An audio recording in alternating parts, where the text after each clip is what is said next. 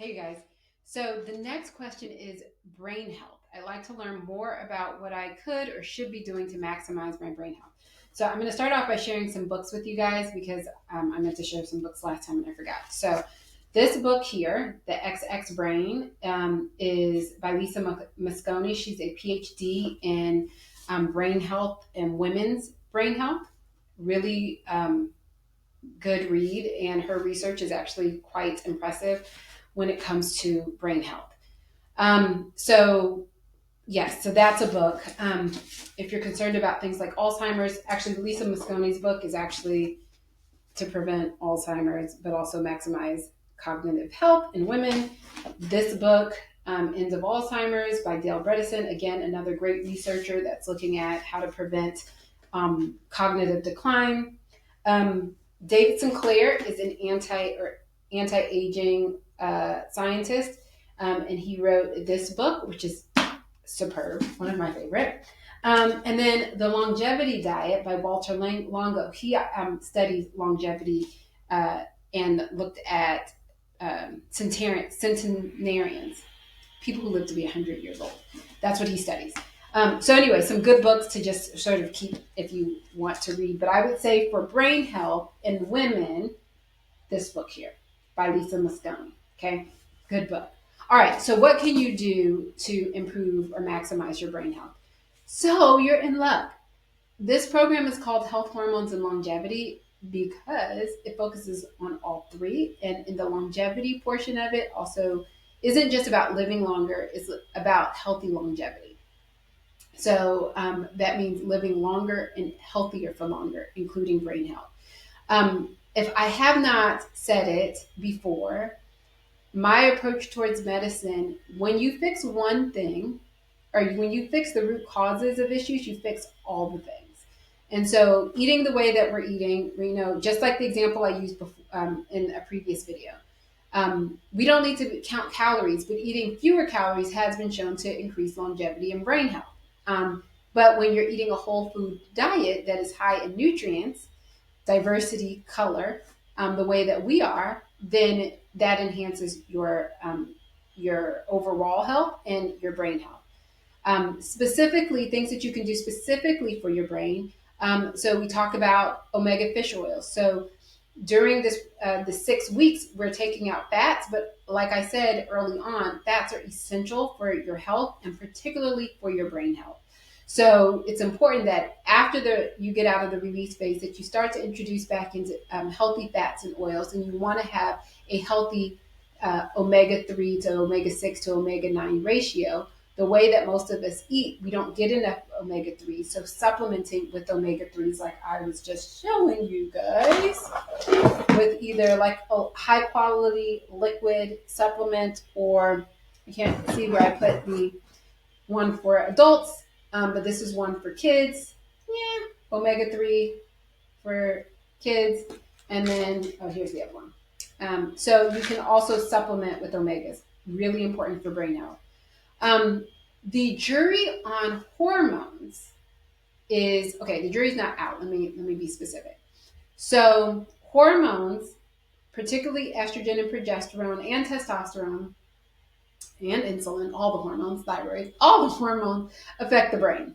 As you go through menopause and these hormones start to decrease, we see increases in rates of cognitive decline. So the question has always been, will taking supplemental hormones after menopause benefit health, and benefit the brain? And the truth of the matter is that the jury is, the research is, how do I say this? So the research is inconclusive. And I say that with a pause because there's some research that strongly suggests that it actually enhances cognitive function. And then there's some that says it's inconclusive.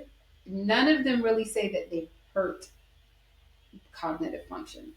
And so my inclination, particularly knowing that physiologically, the way the body is designed to work, that the hormones support the brain, and we know that health decreases with the decline in hormones at menopause. So your risk of heart disease goes up, your risk of cognitive decline goes up, your risk of bone fractures and osteoporosis goes up, your risk of certain cancers go up.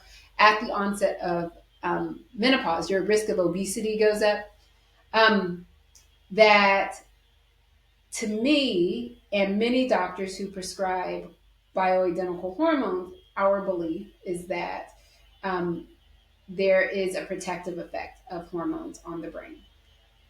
However, if you were to look at the guidelines from various organizations within conventional medicine where they prescribe oftentimes non-bioidentical hormones, so equine estrogens, horse estrogens, or progestins, which are not the same things as progesterone.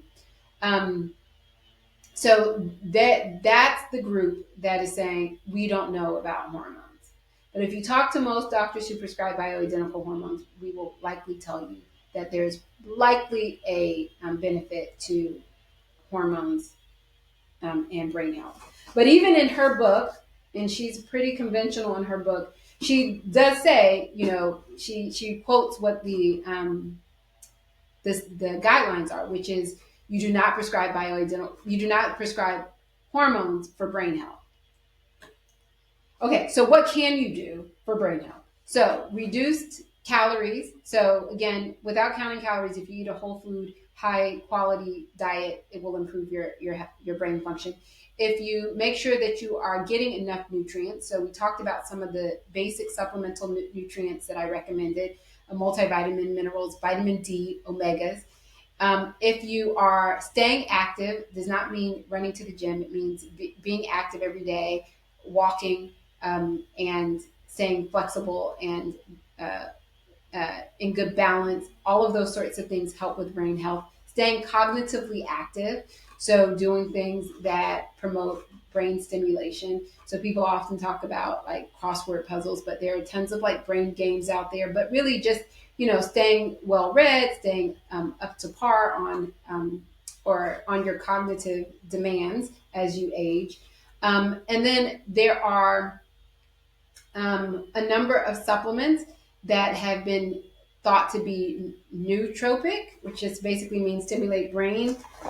So there are a couple of things that I like to take. So I haven't talked to you guys a lot about adaptogens, but I like this one. It has mucuna in it and lion's mane that has been used in traditional medicines for cognitive function. I showed you guys, I think earlier, maybe I did, maybe I didn't. My brain sustain, I like to use this. Again, it just has nutrients that support the brain function. So it has DHA, which is a omega-3 oil. It has alpha lipoic acid, coenzyme Q10, alpha L-carnitine, N-acetylcysteine. So, and phosphatidylserine. That's another really great supplement for brain health, phosphatidylserine. So looking at various supplements that can support brain function are also really helpful. Oh, I can't believe I almost forgot this one. Sleep. For a lot of people, as they get older, their sleep declines. And so I do talk about, when I think about supplementation, I think about those basic supplements. But if you have a problem with sleep, then we need to move on to supporting your sleep with doing all the things that I talked about in the sleep module, but then maybe even a sleep supplement that seems to help. And in menopause, oral progesterone. So not topical progesterone, oral progesterone has been shown to support sleep. So sleep is essential to brain function. It's extraordinarily important. What am I forgetting? Let me look at my book to see if there's anything that sparks my memory. Oh, yes. Okay, again, this program, brain function, this program. So stress, finding ways to manage your stress. Again, stress is not something that you can be like, oh yeah, that too. It's not one of those things that you get to say, oh, I'm just going to focus on my eating and go to the gym and work out and poo-poo my stress and how I manage stress and the stress that I'm exposed to. As you get older, it is even more important to prioritize your your stress resiliency and building your resiliency.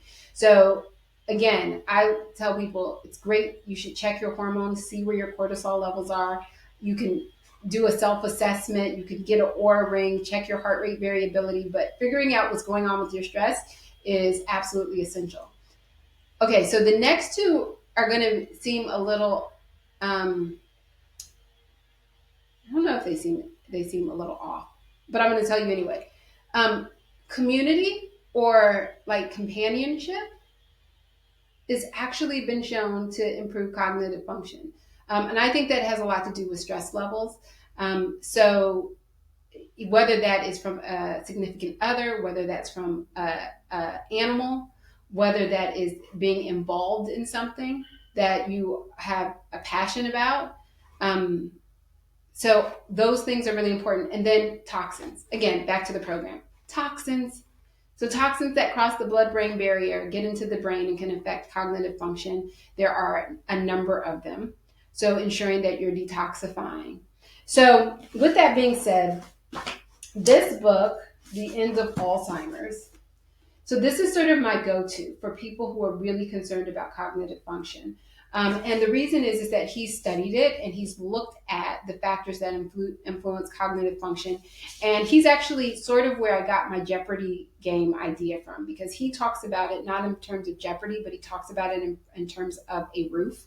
And if it's raining outside and you have 33 holes in your roof, if you can plug some of those holes, it can slow the progress of how fast water gets into the house. So that's how he describes it, if I'm not butchering it. And so you want to plug as many holes as possible. And so the things that I'm talking about right now with you: sleep, diet, reducing your calories, increasing your nutrients, balancing your hormones, detoxifying, getting good sleep, managing your stress and resilience. So that is like 8. And then there are probably, I think, 20 more. So making sure your gut health is appropriate. Certain nutrients that you can take to support your brain and cognitive function. Staying mentally active. So all of these things, the more you do, just like in the Jeopardy game, you build your status for brain health. There are some genetic tests that you can look at. So there are genetic tests to see if you are at risk for early Alzheimer's. Unless you've had a parent or a family member who's had Alzheimer's before the age of 60, you likely don't have that gene. But there is another gene, ApoE, that you can look for. And if you have ApoE44, too much to talk about in this, but if you have that gene, it just says that you're at a higher risk of developing Alzheimer's. If you don't have that gene, you are still, your risk is not 0. It's just that if you have 44, your risk are higher. So if you do have 44, if you get that gene tested, which I do in my practice, if you test that and you have 44, then you probably want to plug more holes. You probably want to do more things on the Jeopardy board. You probably want to increase your points in the areas that support your brain. But again, this program and carrying it on, building upon it year after year, month after month, day after day, is going to have the biggest impact on your brain health. All right, this was a long video. Oh gosh, 13 minutes. I have a lot to say on this topic. I'll do a whole module on it, but I hope this was helpful.